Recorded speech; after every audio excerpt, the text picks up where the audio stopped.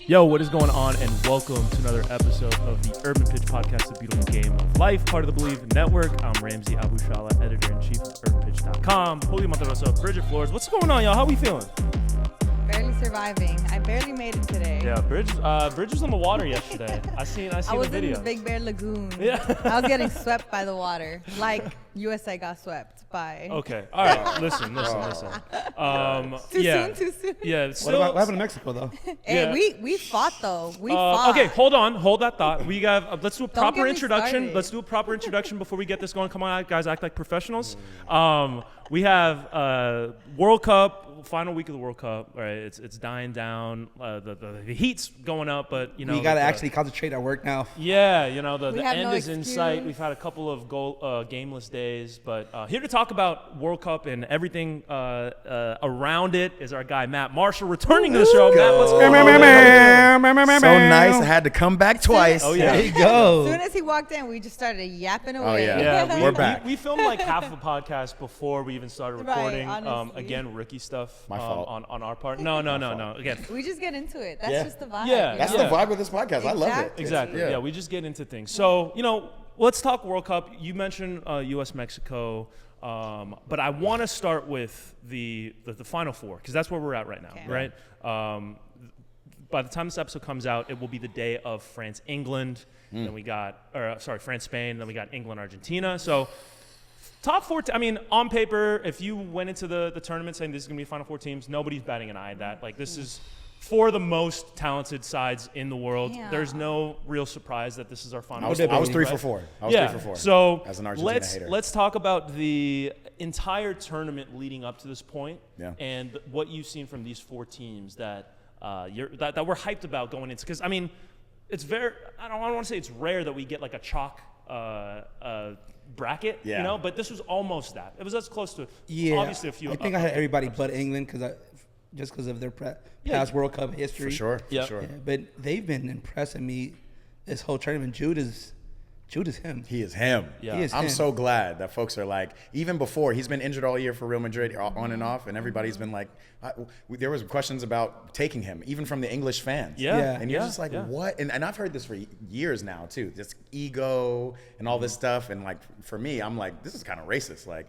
why are you telling me that this guy who's one of your best players has too much ego, and then you have all these other players? But, he's been balling. Yeah. He's been getting controversy because the coach was like, he did an awful performance, and Jude was like, forget that, mate. He must never been in the trenches. Yeah. Because, Right, like, we won this. You can tell there's like friction between them, and Yeah. in spite of that, they're doing what they need to do. You know what I mean? And like that. that's just proper. That's proper. That's football. real football, You know, man. there's got to be drama between the coach. Like nobody, as long as it doesn't get to like a Uruguay.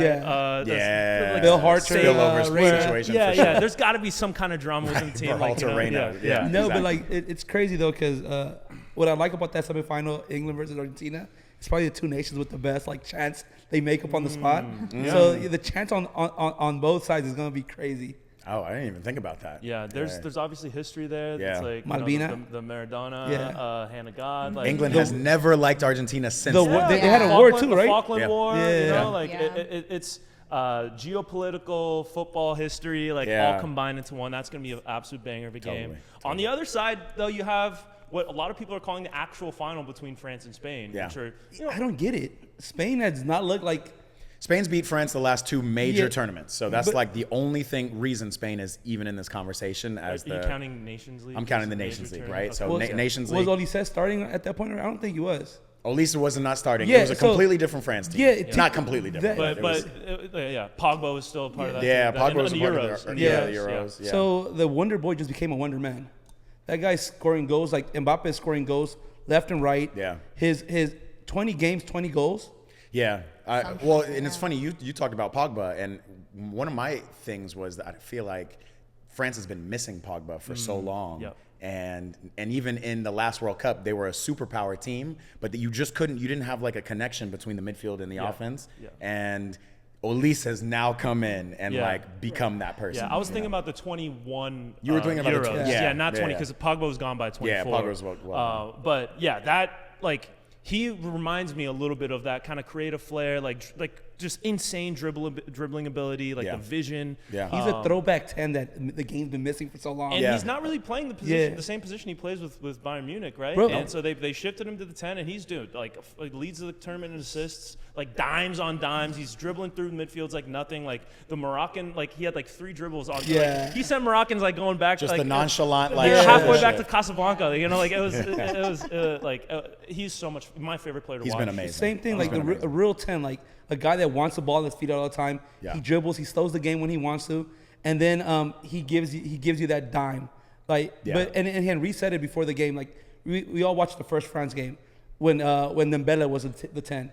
They did not look great. Yeah. Second half they dropped Olise as a 10, dime to Mbappe. Yeah. So when you have that much firepower on the wings and up top, this is what France was missing last time. And again, they won the 2018 World Cup, but that was because I think Pogba was providing that from the midfield. Yeah. But their 10 was Griezmann. Yeah, and Griezmann and Dembele are the same, in which they're like scoring 10s. They will come. Griezmann's a little bit more creative. He'll find like these balls and stuff. But like having Olise there is like, he has vision unlike any of those guys. Those guys are scorers. He is like, I'm here to create. yeah, England missed out on the real one, bro. Yo, and that's another thing. And that's kind of why I want to, and maybe I'm getting ahead of myself, but I would love an England-France final more so than a rematch, to be honest, because, man, like to see these teams who are actually playing well, we've actually seen them put together good games in the tournament. To me, Spain and Argentina haven't really put together complete performances where you're just like, oh, man. I feel like Argentina was a team that would be known to be at the final. Yeah. I've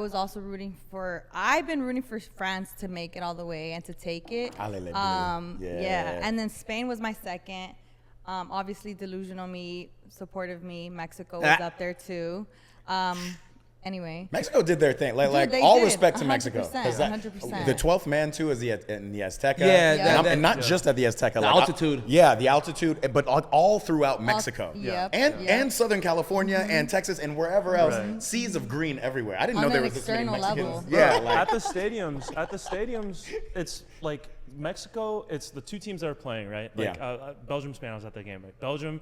Or Spain jersey's number 1, Belgium jersey number 2, Mexico jersey's number 3, if not number 2. Like right. The amount of Mexico jerseys that are just at games, you know, like they're just there showing up in green. For the South Africa Canada game, when I was there, they had like a Mexico chant. Like this team is not even playing. Bro. They've taken over. Like I want to dive into Mexico, but for now, like focusing on these last 4 teams, right? You said Spain hasn't put together a complete performance.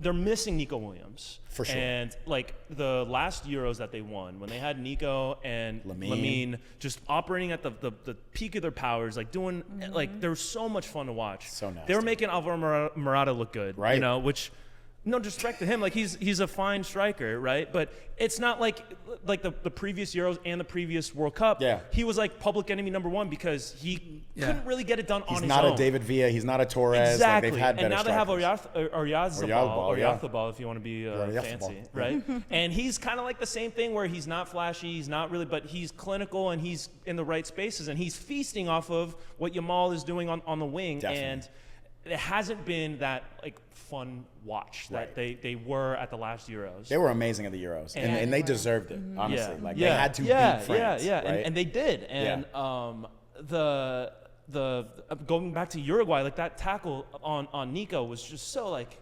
unnecessary. Number 1, number 2, just heartbreaking because that's another type of dude that's like. You show up to these tournaments and that's a guy who's so much fun to watch. You know, like he doesn't play for a massive team, so it's not like you're watching him week in and week out. But you're watching a star. Yeah, that exactly. Is a star. And the stars have been starring. This World Cup. That's one thing I've absolutely loved. Like, you know, when you get there, you know, maybe aside from Cristiano, but that's not even a topic today. Bro, we don't have to get there. But like tomorrow, right? Big Unk, he's doing 3 goals, right? He's got more goals than Lamine. More goals than Lamine. But like Lamine, I feel like he's at 75-80% max. Like he's just not quite there yet, and I think it was a muscular injury that he's been taking, so he's working on it. His little brother's been at 100 though. Yeah, his little brother's been on 10. I'm surprised. Like I'm surprised he hasn't gone more viral. Right. We've he's seen so much. Oh my funny. God. He's been such a character. He's literally been the 12th man for Spain. Yeah, and people I feel love like him. in 3, I seen it for the last 3 years, and he has not grown. Right? No. Like, Did this kid get old? it was like, is he gonna stay that Lamine size? was like 15, and his little brother was that, and now he's taller. like, right? He's gotten taller, he's bigger, and you're just like, this kid's who is this? Gary Coleman? Anyway. Andy Milanakis. Right, exactly. I put trees on my head. That's been like a good bright spot for Spain. Yes. One thing I said at the beginning of the tournament, and I maintain this to this day, especially in the heat of America, even though now we're getting into maybe outside of MetLife, like they're going to be playing in air-conditioned stadiums now and stuff. Yeah. But with this heat, with this type of play, their style of play is the most suitable to get as far as they've gotten. So even with Lamine at 75%, Nico Williams trying to come back but not completely off of it, and some of their other players who are off of it, like this possession style, it's very much suiting them, and it's still allowing them to get to where they need to go. I think Spain hasn't played against a real forward, a scoring forward yet. It was supposed to be. It was supposed to be Belgium. Yeah, but Lukaku Belgium was supposed to come in. Yeah, but Belgium has looked weird too. Yeah. But Belgium has scored a lot of goals. Yes, but so I was expecting them to do something. They were going 0 goals against them, to this. But I think their defense is strong. Yeah, but it's not as strong as it's been looking. So France having that firepower, like now you got to worry about. You play the national teams, you don't have to worry about one player on top. Now you got to worry about 3 monsters and a 4th one coming from the back. Yeah. And it's speed too. It's not just power. Yeah. And France are so stacked. Dude, they could so switch dynamic. and they could put in Mateta, and it could be a De Ketelaere type of When Mbappe, like we all lost our breath how he was hurt. Yeah. He asked for the sub. The way they switched up formation and they were just crossing balls in the middle, you're like, dude, they have a plan B. And I thought about it and I was like, is this as good as plan A? Like maybe they should have subbed him earlier. Plan B was plan A. What's crazy is like that first half was scoreless, right? Right. And you had the sense of like if you're Morocco, you're like, yo, we held France scoreless, but it wasn't that. It was like it was you're waiting for it. You to held happen. on. Yeah. You know, Morocco. It didn't feel like they were sweating at all. Like and Morocco's a really good team. Like like they did not have an easy route to get there. No, maybe Canada might have been a little bit of a layup after the Netherlands, right? But that's a really good team that France they were just like second gear. Not going exactly. Second gear at the most. And it's like, okay, we got through the first half. We're not losing, and now we just turn it on. Boom.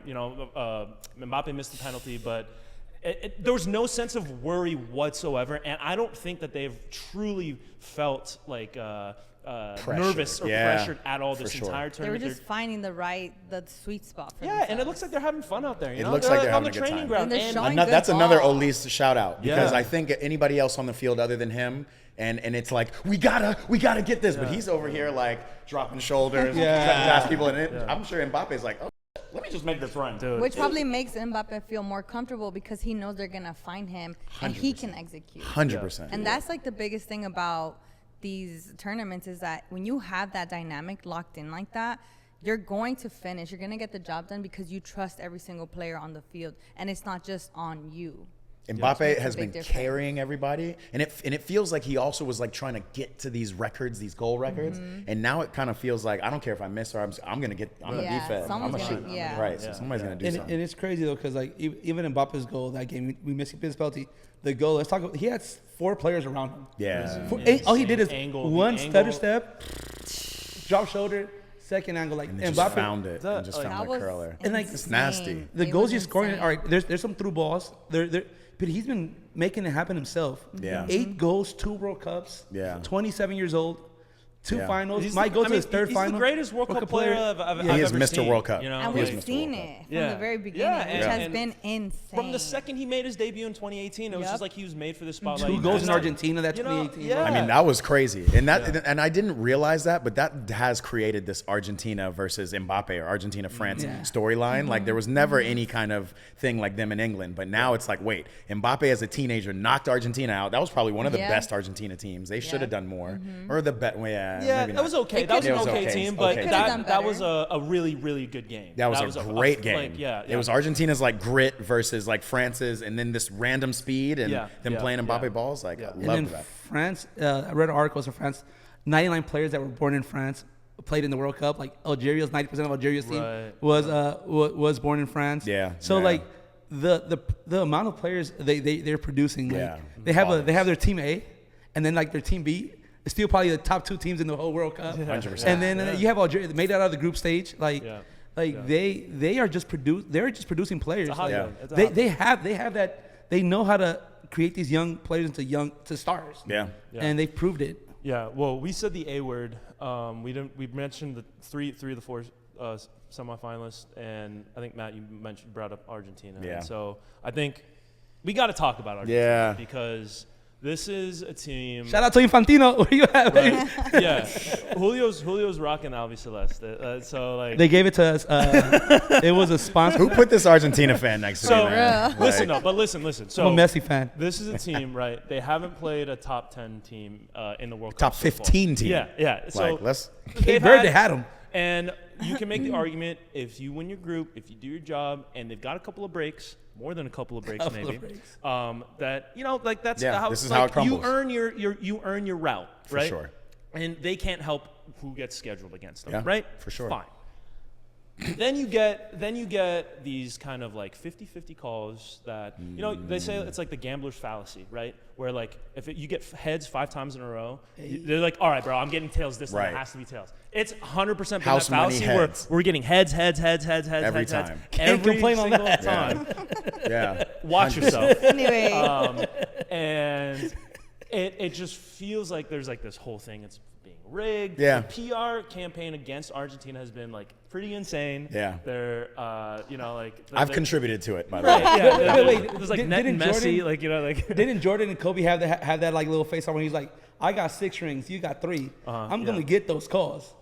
yeah. Which is fine, Yeah. but that's not what this Argentina is. different. Yeah, that's not what that's this is. completely different. Yeah. That's like getting calls as a team is Yeah. different than getting calls as a player. Because Yeah. as a player, maybe you earn the right to like if you're a Neymar or like A Messi, a Neymar would CR7. get all these kind of calls where people would like He'd come go on, and man. spin Like, on the he's freaking ground and- he's falling, but you know what? He's kind of earned that. Yeah. That's who Yeah. he is as a Yeah, player. you're gonna Like, get rainbowed if that teams, doesn't happen. You don't earn it as a team. Like there As a should not be collective, it's there kind should of not be insane. any ref bias towards a certain team. And Yeah.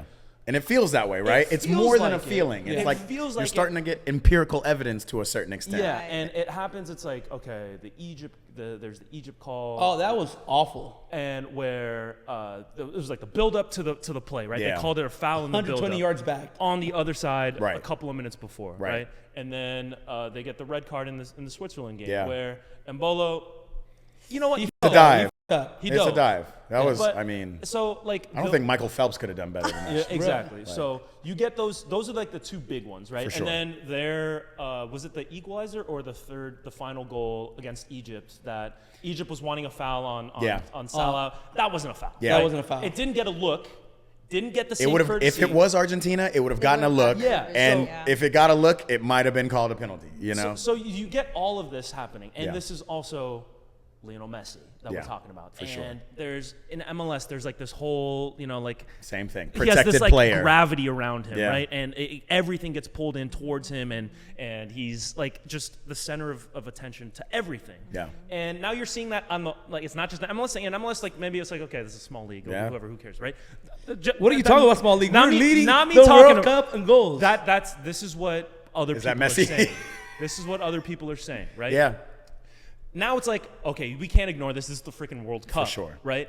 And there's like allegations of it being rigged. Like I don't know. Yeah. I don't want to put the FBI full tinfoil hat in there. Like FBI investigations FBI into the investigations. into the FBI To disambiguate the FBI investigations, that's towards the actual Argentinian league. They're Right, they're right. just having to go at the FA, and it just conveniently happened after that Egypt game. Right. Yes.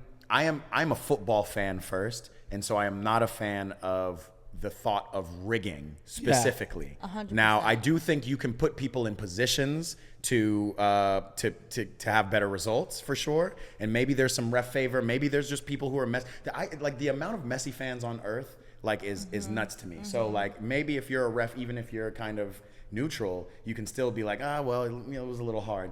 I will also say that I am not a Messi fan. I'm a Ronaldo fan through and through. We can have a different discussion about that. Okay. But these last maybe 5 years of Messi, I have really grown in appreciation for him. One, just leaving Barca. I've always said like he's really privileged. He's been in the same system his whole life.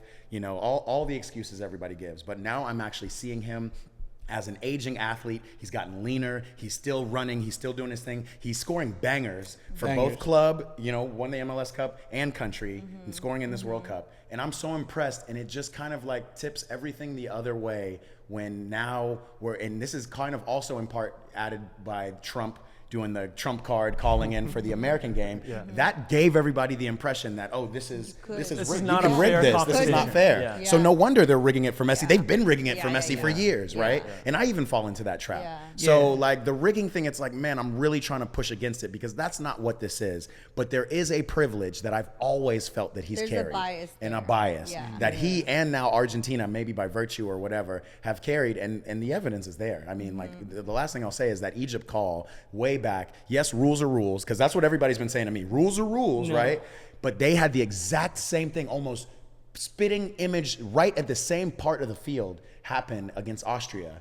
And they got a goal. That was Messi's one of Messi's first goals. Yeah. So it's just kind of like, it's more the consistency again. Yeah, first of all, they've been getting lucky. And going back to your point, that you cannot, like, the VAR was not intended to bring it back 120 yards back. Clear and obvious, right? After 5 touches, best goal of the World Cup. Like the way the build-up build was awesome. Yeah, I think he made Romero, just cut Romero, and then passed the ball to the wide, and then into it was Right back Salah. to him. Yeah, Salah outside the boot. Yeah. Oh my Like, God. bro, the VAR was not intended for you to revise 3 plays back. It has to be the before play, and that's it. Like, you can't do that. Either make the call Yeah. in real time, Yeah. right? And then review. And then review it. Yeah. Fine, Right. fine. But when it's you're rewinding, Right. like you're going After a way goal. back in time, way after the fact. Yeah. It completely takes you out of the game as a fan. Totally. It goes against like what VAR is supposed to be, Yeah. which is like a way to check, like, because you take it out and you miss all these calls. You don't want that. Like you want the calls to be right. Right. But when it comes at the expense of the flow of the game, the spirit of the game, like we're watching almost a different sport when somebody scores a goal and you're like sitting there like, oh, am I allowed Should I to celebrate? Like, Yeah. do I, is this gonna get called back? I agree. And then there's Totally. always that thing where like you get scored on, like your team, and you're like, oh no, come on, please get called back, please get called back, and it's like that. It takes away like the spontaneity of everything. 100%. Get the ref out and just freaking let the players play and just be in the booth watching the plays. No blood, no And foul. if there is Yeah. a turnover at the edge of the box and they turn around, shoot it, and curl it in, surprise the keeper, that is one thing. Yes. Yeah. But you had 3 opportunities to stop shit, foul them, Yeah. then Yeah. go, hey, that was a foul. Go Yeah. look at it, whatever. Yeah. And so yeah, I agree with you. I'm not for that.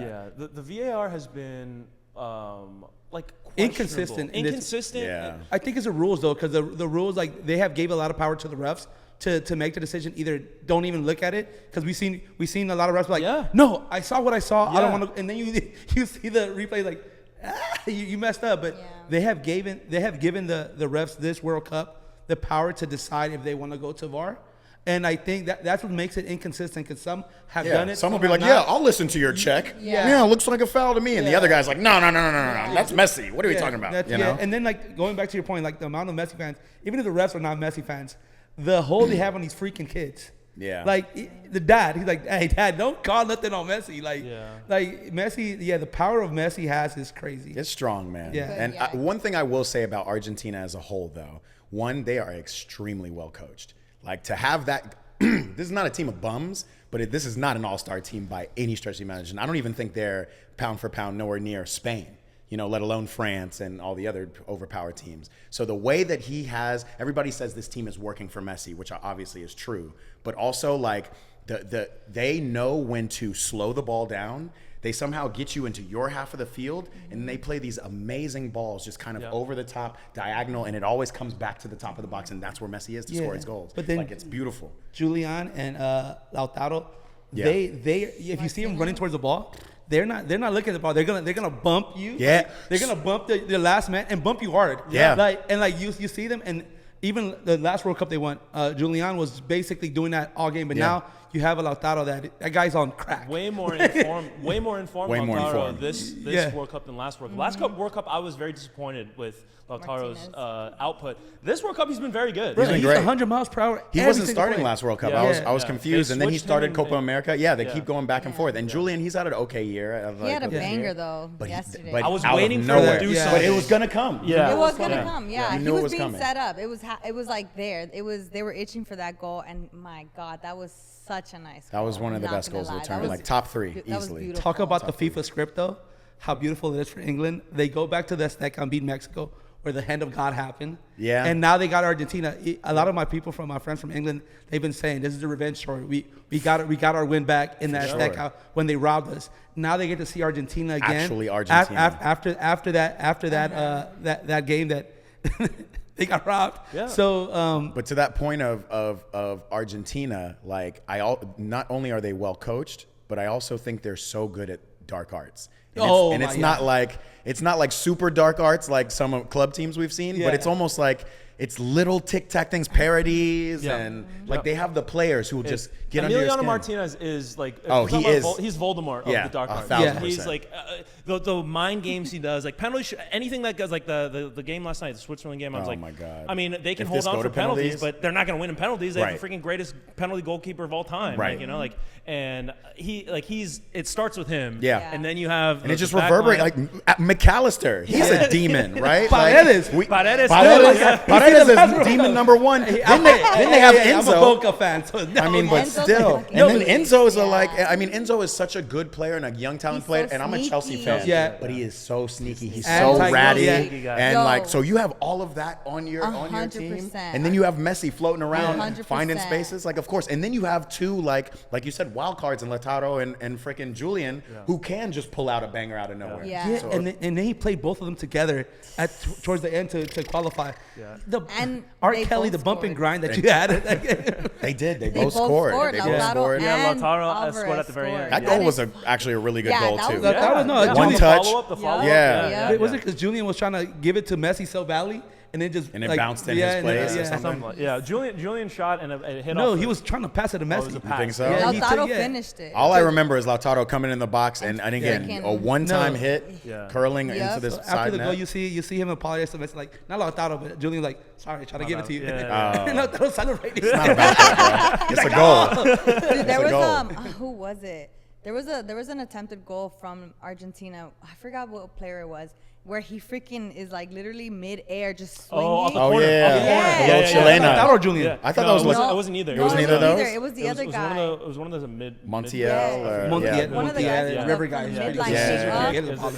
Yeah. They have Unbelievable save, by the way. Yeah, yes, that was a that great move. from Switzerland, Yeah, Like that. Oli said like scissor. He's had a couple of. He tried to chip the keeper. I forget who that was against. Maybe Senegal. Messi tried to And chip then- the yeah. He was the offside keeper though. He was too. offside. And then the bicycle kick Oh my attempt. God, I mean, it that was a so save. gross. That was Yeah, but like the amazing. stars have been starring like, No, and yeah, not even they about the have. stars though. Like the amount of little stories like Cape Verde, the way they came up. Oh my God. Yeah. Switzerland, they had a good run.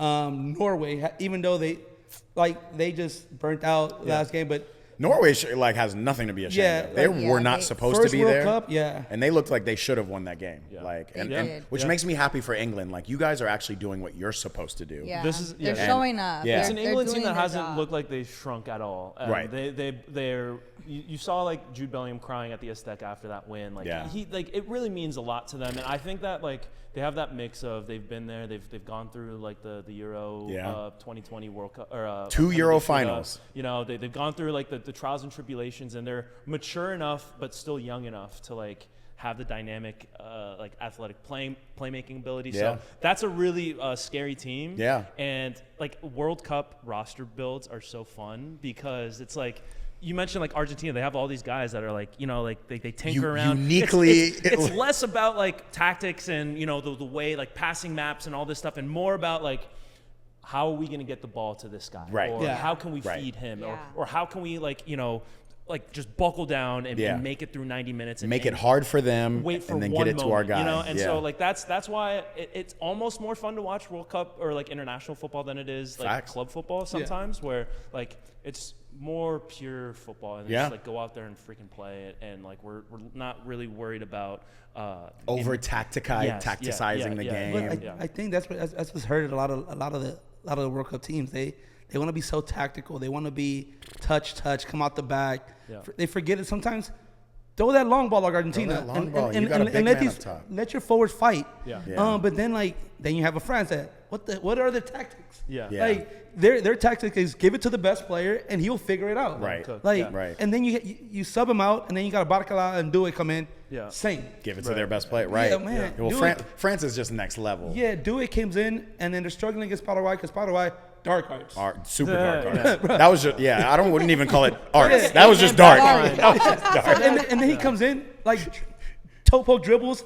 I'm past you. They just have weapons. Okay, let's make our predictions for Ooh, the final. Who's going through to the final? Who's going to end up winning on Sunday? Yeah, this is a tough one. England, France.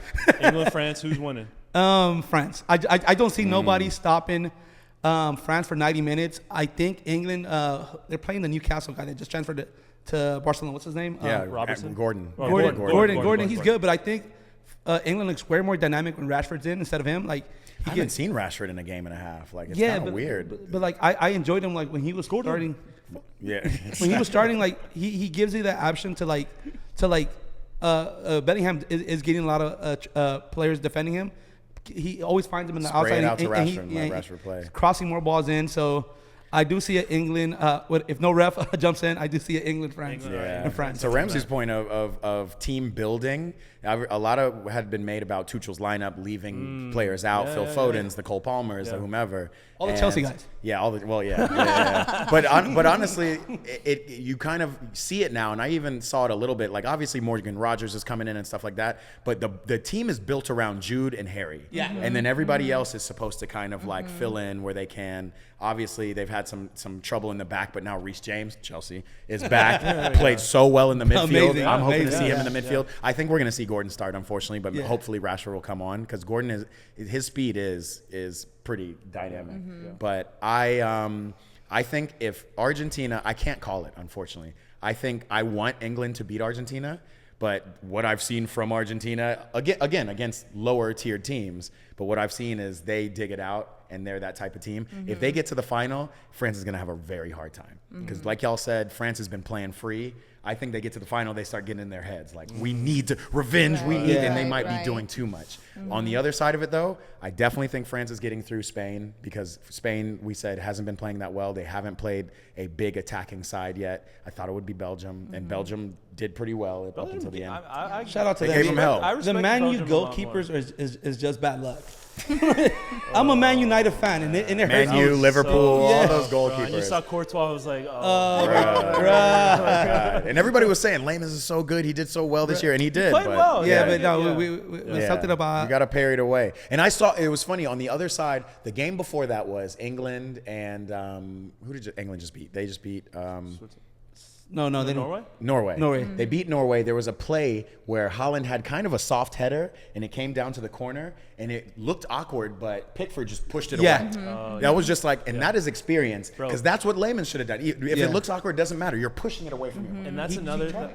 I don't know. They call the Dutch. The Polish. Dutch, the Dutch catch. I saw Kasper Schmeichel was talking about it. It was the son, right? It was talking about It's unlucky, but it happens. But you mentioned Pickford. Pickford has been absolutely. He gets a lot of crowd. And out of his mind. But he's been so the Mexico game. He was nasty. Fantastic.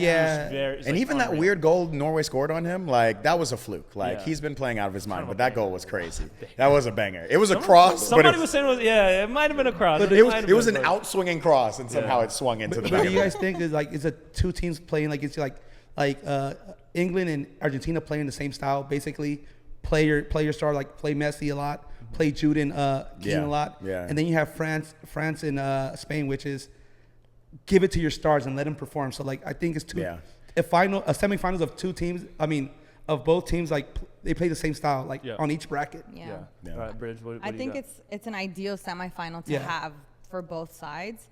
I'm gonna stick with France. I think France is gonna make it all the way, and I want them to take it.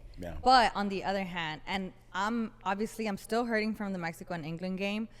Mexico, I'm not at all disappointed. I think that they gave it their all. They fought the fight that was needed, and they gave Mexico and Mexico nation fans every reason to believe in them again and to believe that they are gonna be a great team in the next World Cup. I think they gave us like this like breath of fresh air and like an opportunity to believe in the team all over again in a different way. I think for a long time, there was just this like dark cloud around Mexico and the national team. And this World Cup showed us just like, it just gave way more to believe in. And it was a reset. Related to football, but more than that, I think that that's going to help the people, the community, the culture, the nation of Mexico in many ways. Like, we're gonna see something come from that in more than just like on the pitch. Yeah, Bridge, you just stepped on the next. Sorry. That I Well, wanted we'll to go talk into about. that. We'll bring it back to what this. I'm trying to say is, let's get So back to England and Argentina. okay, so that was a great aside anyway, and beautifully worded, by the way. Thank you. But anyway, what I was gonna say is, based on England's history and how far they've come and what they've done to get to where they are now, I want them to beat Argentina. I want them to make it out of that and make it to the final, because they deserve it, because they've been fighting for something beyond these last couple years that they've been leading up, that has been leading up to this World Cup. Argentina is a great team, and I think individually they create such a powerful collective, collective, yes. Sure. But I really want deserve it. England to show up and just make it happen, make it out. And then, like Julio said, England versus France at the end. And I would want France to win, but whoever ends up winning at that point. Yeah. I just don't want it to be Argentina. Right. That's Yeah. it. I have a lot of my friends have been asking me, like, hey, who should I bet on? Because sports betting. Put your life savings in Argentina. It's rigged. So I always say to them, I would be wary of betting on England, because they're serial. It's just like a thing. Serial bottlers. Yeah, it's a thing, and the weight of past failures continues. Like, look at Italy at that penalty shootout against Bosnia. Yeah. I knew instantly. You know what? It's not looking good for Italy. Way too much pressure on them. Yeah. The same thing. Like, the deeper you go in tournaments, the more pressure is going to be on you to be like, dude, remember that penalty shootout a couple of years ago in the Euro? Remember this?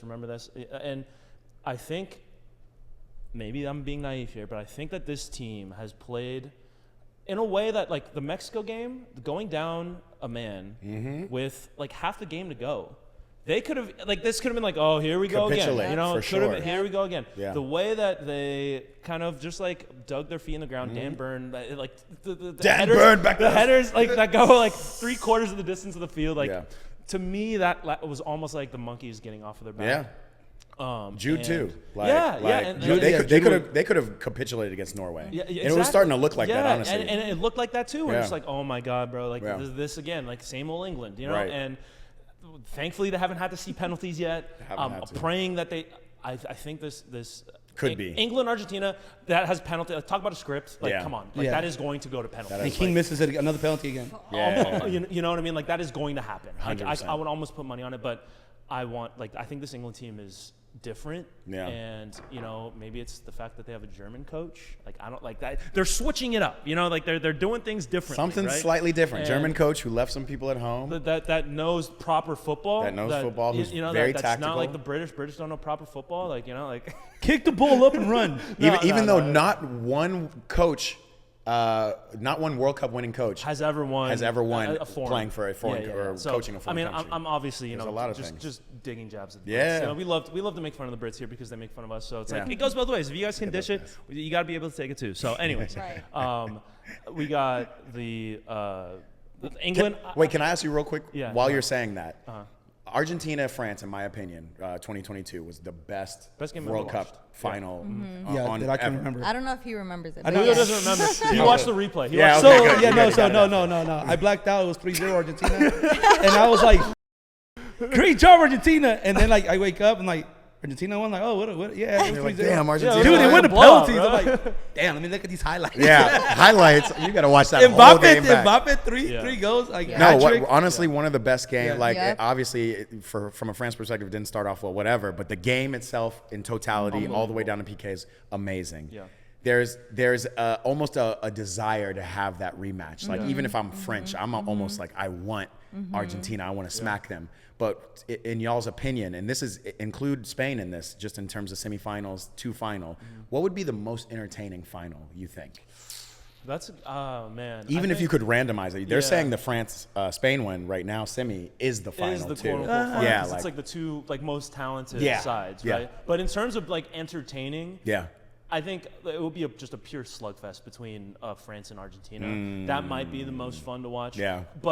And especially having hate watching is fun. And like being able to hate watch Argentina and be, like, rooting against a someone really good is France almost side. as fun as rooting for someone too. Facts. So having like a villain to go up against like this pristine, like beautiful football, French team against like the freaking, you know, the like nasty, the dark arts. Yeah. That might be contrast, but England, France has plenty of storylines too, 100%. and that could be easily as entertaining. Yeah, I don't care. Like I will like whoever goes in. I don't care because if the tactics of soccer is going to change for the next 4 years because it's not been a tiki-taka team. Well, Spain does a possession ball, but if France, Argentina, or England make it, it's going to change how teams play in the club because France went back to that Brazil 0-2.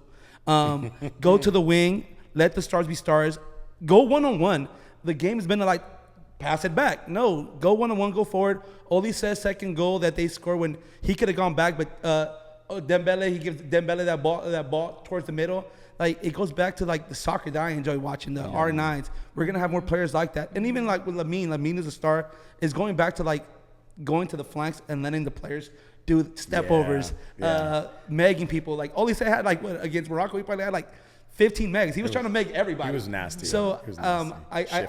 I don't want Spain to make it for that same reason because they've been playing tiki-taka soccer, but I want France, England, Argentina, those 3 teams. So France definitely. Yeah, so France against Cause whomever. their style In of terms soccer. of entertainment value, Yeah. right?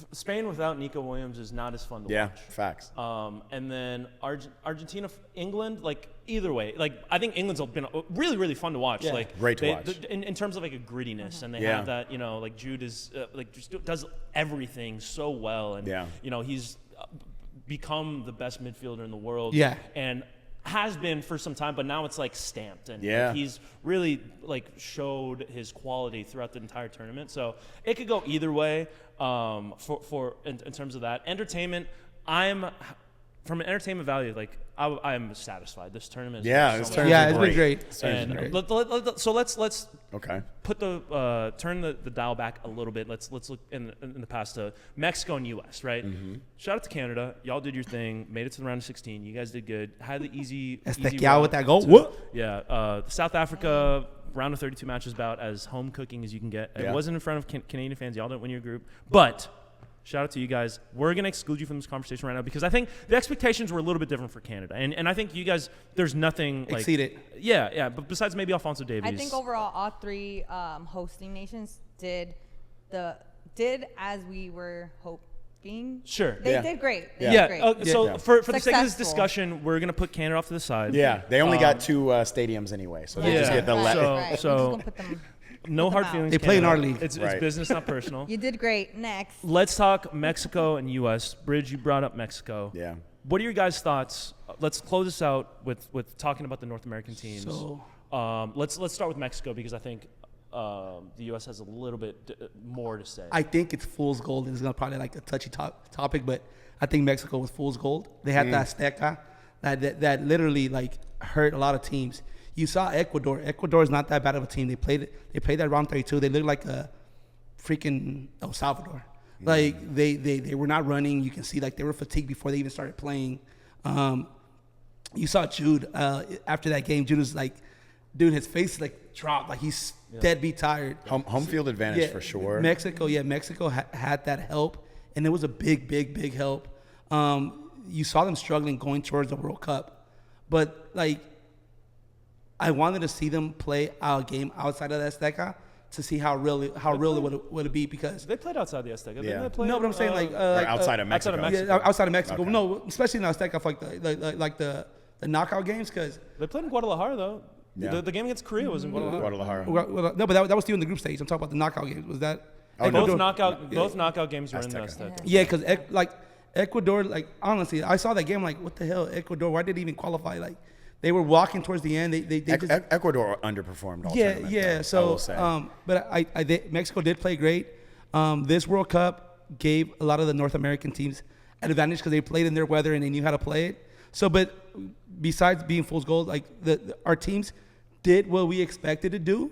And then, it gave us hope that they could do a little bit more. So back to Rich point earlier, I think Mexico, like even though like the Azteca was a great help, it's gonna give them like power to like invest more in their youth, Mora, 17-year-old kid. Yeah. Playing You got against England. stars. Yeah. That's all you It need. started. Like the thing, Mexico for me, I'm like a little under you. Yeah. Like I wouldn't say fool's gold, but I do think they overperform. Yes. Like vastly. And so to hear your point, I agree with you. Like you need that home cooking. Yeah. You need that advantage to then galvanize your country. Like Mexico were, like, let's be honest, 2 years ago, Mexico were in the mud. Yeah. They were getting smacked up in Copa America, or not Copa America, Nations League, and like US like had CONCACAF on lock. It was U.S. Canada at that point. And Mexico Right. was At one third. point, it was U.S. Yeah. Canada. I remember that was a Nations League game I went Yeah. to. It was in Yeah. Vegas, and it was U.S. Canada, and that was weird too. And I Yeah, was like, yeah, and yeah. you really thought Canada was doing something? They had Right. Jonathan David had just signed with a new team, Yeah. and Alphonso Davies was balling. Probably the third best player at the world at that point Right. before the injury. Yeah, and now Buchanan's playing over in Villarreal. Like they were starting to. They had these black jerseys. Canada again. Shout out Canada. They they had a thing. I was happy with for Canada Right. because that first game against was it Bosnia, they tied. Yeah, and I was like, yeah. oh Oh, no, this is gonna be not- bad. not. And then Yeah. they had that weird game against Qatar, and then the last game against Switzerland. They Yeah, weren't able- Kone broke his leg against Qatar, and it was just weird. and, so yeah. brutal. But I think they redeemed themselves in the end. And Definitely. they did well. They did what they needed to do. yeah. That South African game, I was all bets were on South Africa, right. even like towards the end of the game, Yeah. and that goal. Yeah, So yeah. they did what they needed to do. Yeah. And now Mexico has almost had a rebirth. You know, shout out Jimenez. He is just Raul Jimenez. I mean, Santi. You know, No, yeah, Raul. Shout out to him. Like after that Yo. injury, who would have To come back like yeah, that? who would've and thought lead that- this team, right? Yeah. lead Like, this team And be heading like nothing too. Yeah. Yeah. Like He And took off his dude, he had the concussion scar protocol. out. I He was had the like, scar what? out. He said, Yeah, forget he He that. took off the Yeah. concussion Yeah. thing, and I was like, Yeah. wait a minute, bro. Yeah. Like, Even cool out. Quiñones, Dude, like can you imagine if he would have Quiñones. scored that freaking header against Oh, England? England, That would have yeah. changed the game completely. Yeah, that was crazy. completely. Yeah. Oh my God! But yes, also shout out Quiñones.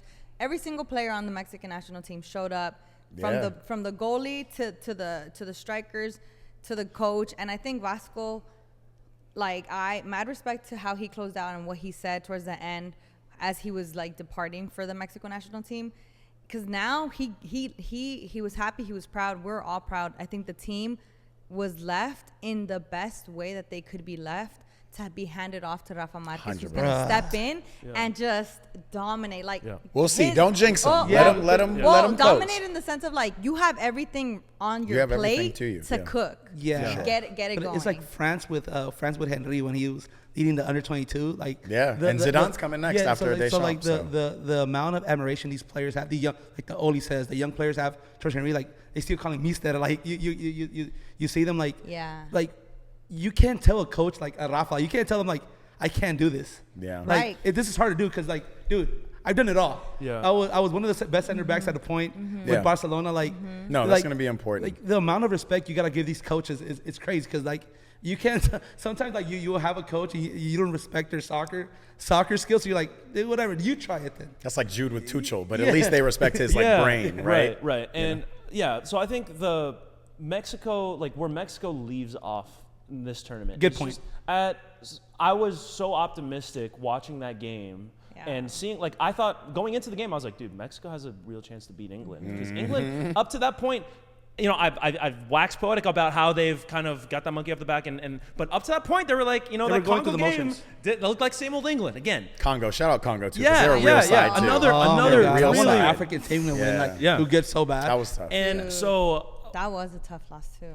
And then they go down a man, and I'm like, oh my God, Mexico! Like they're gonna It's a do this. wrap, They're gonna right, do it. Like, come yeah. on! And I was so high on Mexico, and I was like at the edge of my seat watching that game. To when it ended, I was just like so gutted, and like, but Yeah. at the same time, I was like, you know what? I'm proud of this Proud. team. I'm not Yeah. Mexican. I don't have Mexican roots, but like I'm like, you know what? That was a great watch. They fought. Can I tell you, They and fought. like culturally, just as a black man, I know Quiñones is Colombia born, but just seeing it, Yeah. seeing my black Mexican brother now balling for this, like what that's gonna do for young Mexicans, young Mexican Americans, young Colombian Mexicans, you know what I mean? Like that's so important, and folks discount how important that is. Yeah. And there's a lot of like Mexico has a lot of rich history like with African born people like they have a whole city like that, and there's a lot of great players, and it's just now hopefully like they can come up the ranks and make it to the national I team. know it sounds corny, like about representation, but it's like those small things, those small moments, right? Like that you're just like, And I do remember like sitting with a bunch of friends and we were like, who is this brother up top? Yeah, and yeah. I was like, oh yeah, that's Quinones. Yeah, and yeah, I yeah. cannot wait to see like what Mexico is able to do And with that's- that. and- Go no, ahead. go ahead. Well, I was just gonna say that's the same I feel for the U.S. team. Exactly. Right, You know what I right. mean? This is the Wait, most and US team that before we get represented us. into USA, something about what you're saying about Quiñones and representation, and that's what I'm referring to when it comes to the Mexico national team. Like everything that they stood for as a team and the way that they played and how they finished the tournament is going to change so much because there is a lot of black or darker skinned Mexicans in Mexico, and let's like be honest here, like in Mexico there is a lot of colorism and there's a, like Yes. internal racism sure. that needs to be, you know, And- like and that probably has to keeps be them talked from the about. team Exactly, and over that has history. to be, it's something that needs to be the stigma behind it. We have to let it go, and like there has to be conversations about what lighter colored Mexicans get over like our darker colored Mexicans, and also just like the indigenous folks. So I think it's going to open up conversations that will change dynamic and for a lot of kids that saw Quiñones and was like, he looks like me and he's Mexican and he's balling now and I could do the same thing, and it's just going to open up so many opportunities, and That's like it's goosebumps. going Look to at change the this. game. That It's gives gonna- me It's going to goosebumps. change the game. And Yeah. going back to like now the U.S. had like we always talked about like the U.S. national team does not, even from the women's side, the men's side, they don't look like us. Like it's a We've team talked full of about that. people that don't look like it really does represent us. But this national team, we had it all. We had Mexican American. yeah, Ricardo Mexican Pepe, Americans, and Pepes, a the Guatemalan Zendayas. Salvadorian American on Seattle. Seattle got Roldan. Roldan. So and then they had this is the most color you've seen in the Yeah. U.S. national team. Yeah, but as optimistic as I was for Mexico, after watching that U.S. game, I sat on my couch for probably like 15 minutes, and I didn't say a word. I was on my couch. It was my brother. I was at my brother-in-law's house. My wife was like, "Yo, we gotta go," and I was just sitting there, just like, "Bro, what did I just watch?" And I know, Matt, you gotta go, so we gotta make this quick. No, we're good. But we're good. the Cancel my plan. I bought into the hype so bad Yeah. to this U.S. team. Yeah. I went into the tournament, the preview show or episode that we did. I said we're not going to the quarterfinals. No. Because it was evident. Like when you look at the roster, like look at the 8 teams that made the quarterfinals, and then look at the U.S. Like those teams are they're straight up better, right? There's better players on better teams across the world. You know, maybe better coaches, better federations, coach, all that better- stuff, yeah. right? But all it took was one half against Paraguay to take all that reality and just put me in like a trance. Yeah. I disagree. And I You're like, we bought in the there. hype, and I was like, bro, we're going to the quarterfinals. We have this, like, I thought we were the best looking team across the entire tournament, right? We were. I agree. And then all it took was to play like a team with actual quality in Belgium that was struggling, and maybe Yeah. they had extra motivation going into that game. We can talk about that a little bit, but all it took was like one good team, and then all of a sudden it's like, oh, you Put know us in our what? Like, place. But dude, these guys are all bench players, you know? Like, I didn't like this team anyway. I disagree. I think our idiot of a president messed us up. No, wait. So like we talked about to this World Cup, and then we were struggling because there was a lot of outside noise that was hurting this team, and we had stopped that, and they started playing good. Soon as they make it to this final, president speaks, and then this outside noise goes back to them, and it's heavy. Like Bowl against never played.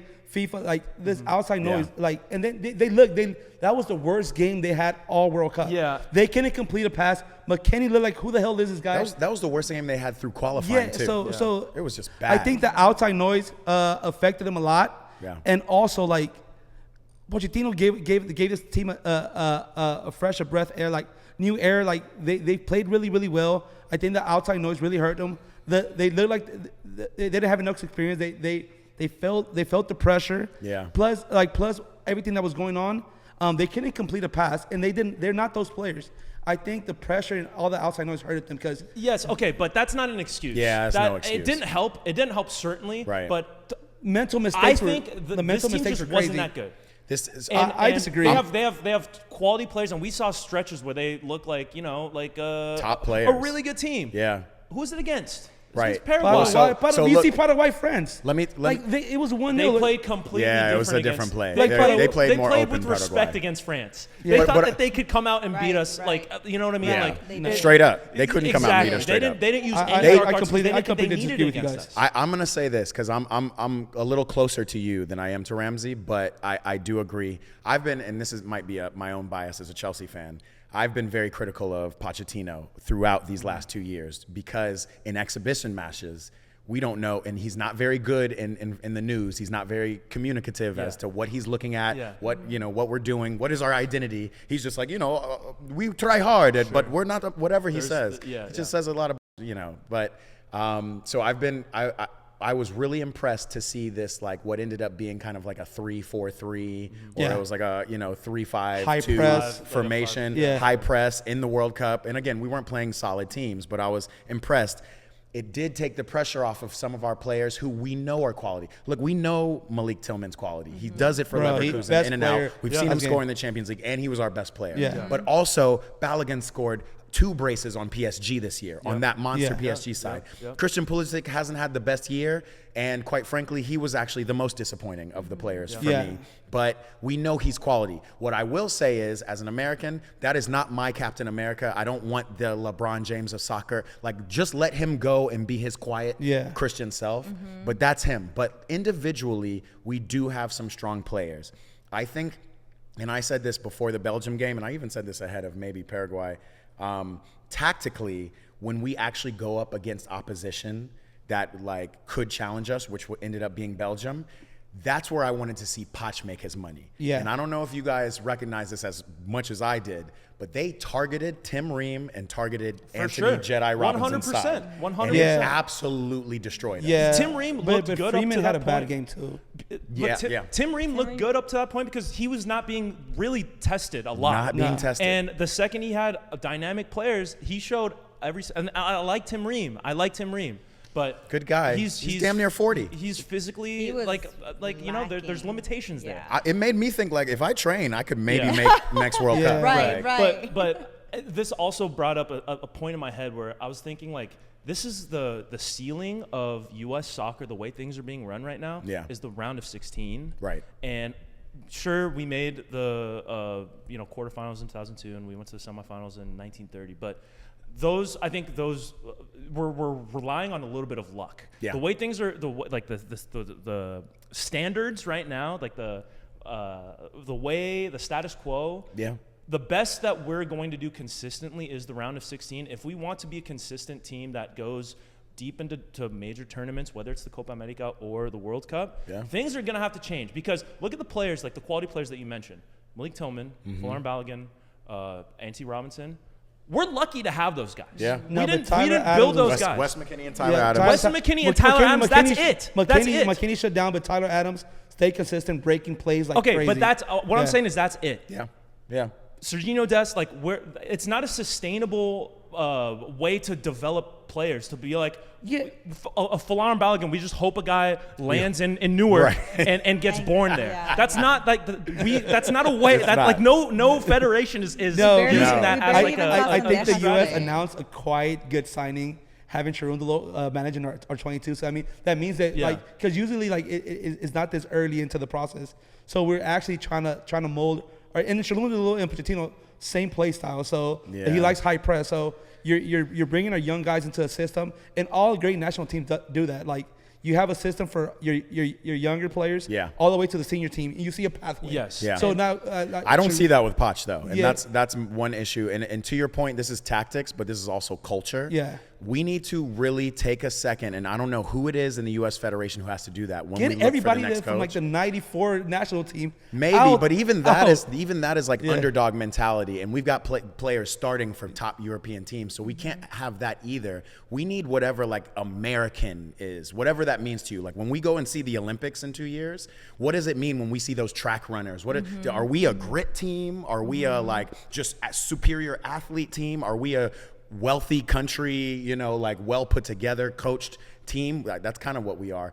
We need to have that reflected on the field more, and that needs to be reflected in the culture. I've talked about it ad nauseum. Like, yeah, we need guys from the hood to come and play as well. We need to see representation. We're seeing a little bit of that, but we also need to like know when Iceland made it to the World Cup in 2010, like they were just the like, we are not going to be beaten easily. We're not going to go down easy team, right? Yeah. That's what we were in like the early 2000s and even in the 90s. And now we have evolved, but we went too far, and now we think we can play out of the back and play tiki-taka. Like, we need to get back to like, what is it to be American? Fast on the wing, big striker up top, maybe. Like, let's do something. I think we were too busy, like, so hyped with this golden generation that we babied them. Now we know. Now we're putting pressure on them. And I think for the next World Cup, things are going to change, because you're not going to come in thinking, wow, you played for Chelsea and won a Champions League. Yeah. You're our guy. You're the LeBron James of American soccer. Now that like all these casual fans are going to know something in the next 4 years. Have some knowledge. So they're going to put a little bit more pressure on our national team. They're going to make more sound decisions. Or I believe, even though we underperformed not underperformed, but we landed where we had to land in this World Cup. We had the right eyes with the right marketing that now there's gonna hopefully change the scheme of soccer, where we don't have to do all because to capitulate like that, that's what I'm afraid of. It's a cycle, man. It's the same thing that's been going on over and over again since '94. Go back to '94. They've been talking about soccer becoming this thing since 1994. What has changed? Like, what has changed? We haven't built the field, the youth level. I grew up playing. There is ball knowledge. There's some ball knowledge. I grew up playing at the level. From a results perspective, nothing has changed, dude. We haven't gotten past the round of 16. We've gotten past once. 2002 when we played Mexico in the round of 16. The EPO is 100 years old. We're barely turning 30 with our professional league. How many times are you gonna have to be like, yeah, dude, we're on the rise. It's exhausting to hear this every 4 years. We want so much. We want so much. But as long as we get 1% better every year, it's gonna. Have we gotten 1% better? I think we are 1% better than 22. Yes, we have. I do think we are. It's the same result, though. It's worse, actually. It was worse. That's it was a worse result. 22, we actually put up a It was fight worse. against Netherlands. But you know what? It was a worse result, but there was more of a feeling that we should have won. We shouldn't have won. We shouldn't have been Netherlands. And you're right. It's half measures and silver linings. We've gone down. I disagree. I think they did a good job this year compared to 2022. Yeah. I think they played a much better They went on tournament. the round of 16. Yeah. And here's the thing. result. And here's where I go back to what Julio said, and here's my theory. Had the president not stepped in, there would have been a mental that mental shift that happened that brought them down mentally. There's a little pressure. Could have impeach his ass. Because you know why? Because you know why? Here's the thing. If Balogun wouldn't have played that game, I think we would have done a better job. Every single player would have been like, we have to step up and lock in so he can play another game. Because that would have changed the mindset of like our player that got us this far is no longer here. Let's give him an opportunity to play the next game. That would have changed everything. I don't if he wouldn't have stepped in, it would have changed the mindset of the players to be like, this is our only shot, like to make it work. And then of course things didn't go that way, and the person that decided, this little clown decided to say, no, you don't know ball.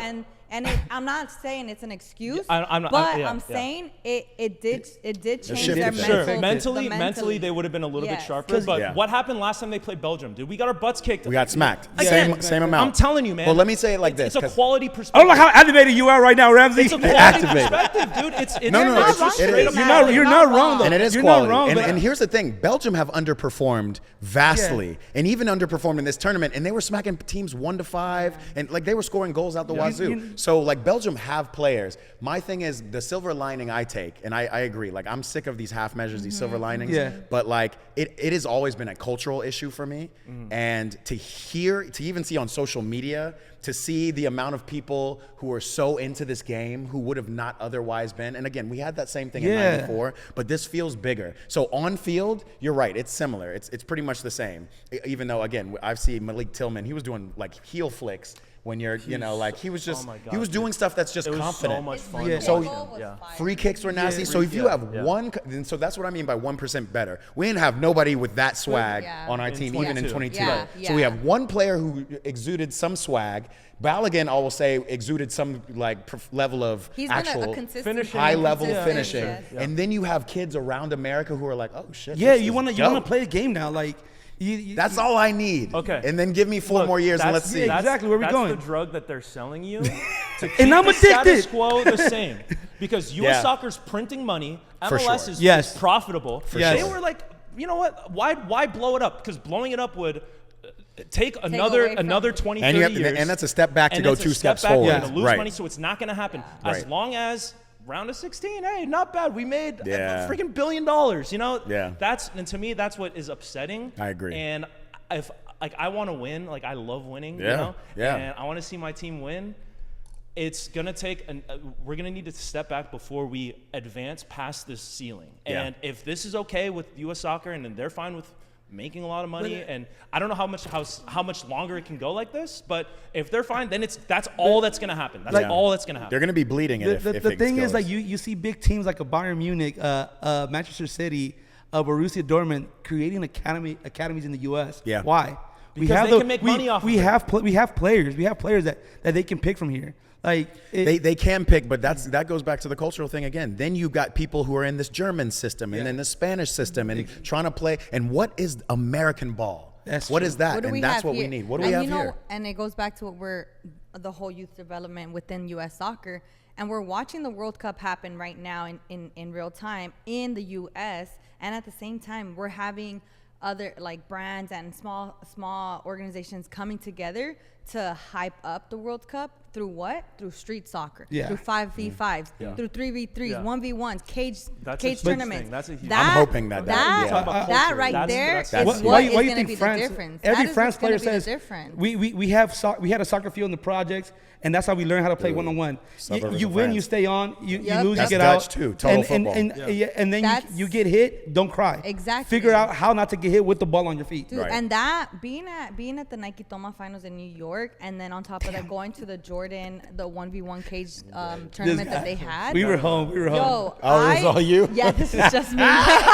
Hey, shout out Hey, Nike. respectfully They though- only had flight for one person. Yeah. Bridget Yeah. Brown. Yeah. They got to go to Dallas, so I was like, you know, I'll take this. Red Bull had way better event. To be fair, Nike did not have an open bar. I've played on the streets with Bridget, so out of the 3 of y'all, I have to say, like, Thank she you, might have thank deserved you, to, you know, thank you, she thank knows you. You street haven't seen me ball. play. I know ball.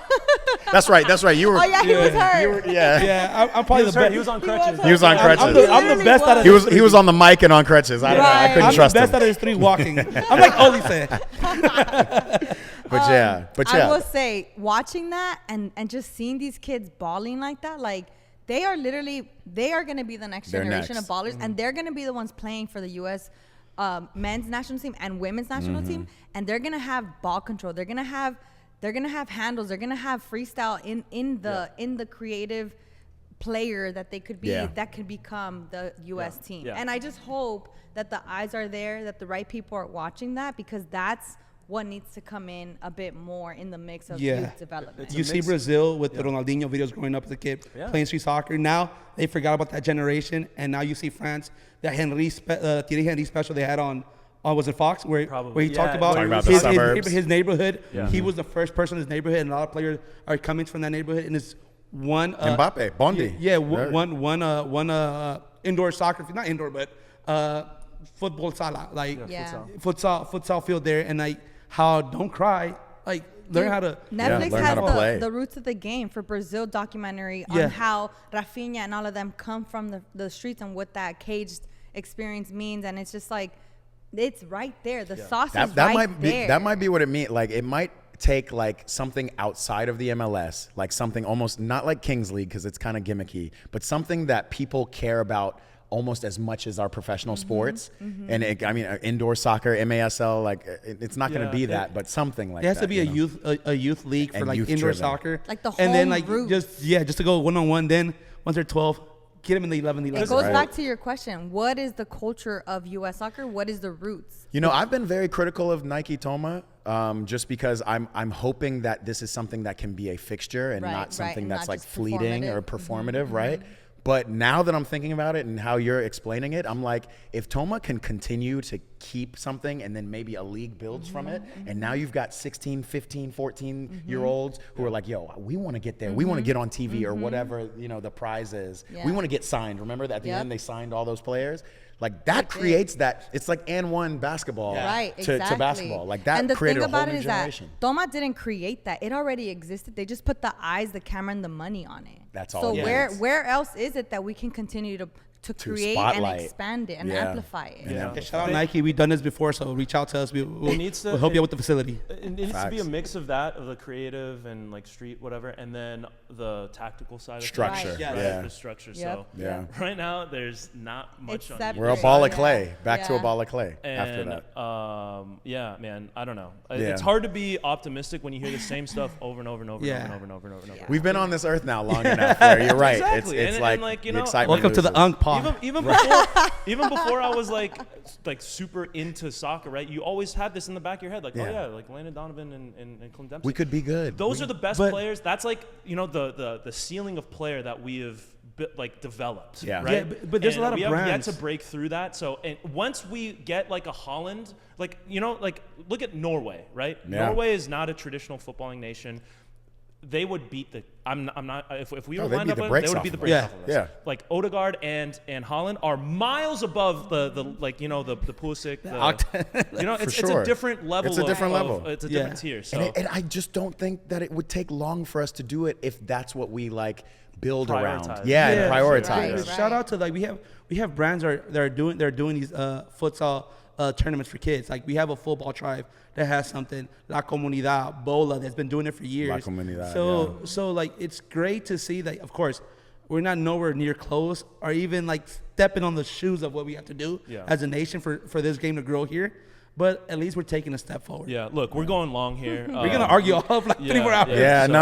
I know I you would just gotta get say, outta you know, here. fear not. No, we're gonna man, be on this earth longer, and we'll try to We figure got it two out. more. We got 3 more good World Cups in. We got a couple good World Cups in us. Maybe. you know? Maybe. We'll Not see. the life I'm Good for living, a but we long trying. time. Long time and a good time. Right. So, yeah, this has been another episode of the Urban Pitch Podcast, the beautiful game of life. Look, man, World Cup fever is maybe coming down to its end, but we got way more stuff. We're in it for the long haul. Julio Monteros, Matt Marshall, Bridget Flores, I'm Ramsey Abushal. We'll see you next. Appreciate y'all.